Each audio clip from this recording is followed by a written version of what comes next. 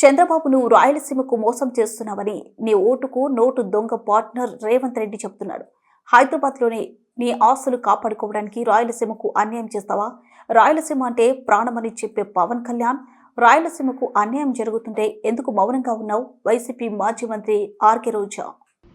మీరు రాయలసీమకి వెన్నుపోటు పొడిచిన విషయము ఈరోజు మీ పార్ట్నర్ ఓటు నోటు కేసులో నీతో పాటు దొంగ మీ పార్ట్నరే స్వయంగా అసెంబ్లీలో ప్రకటించారు.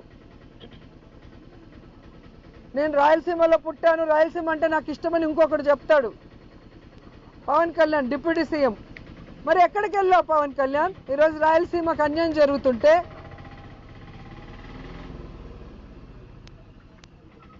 ఈరోజు రాయలసీమకు వెన్నుపోటు పోస్తుంటే చంద్రబాబు నాయుడు గారు ప్రశ్నించకుండా కత్తందిస్తున్నావా? దీనికోసమైనా నువ్వు పార్టీ పెట్టింది? దీనికోసమైనా నువ్వు కూటమిలో చేరింది? దీనికోసమైనా చంద్రబాబు నాయుడిని గెలిపించింది?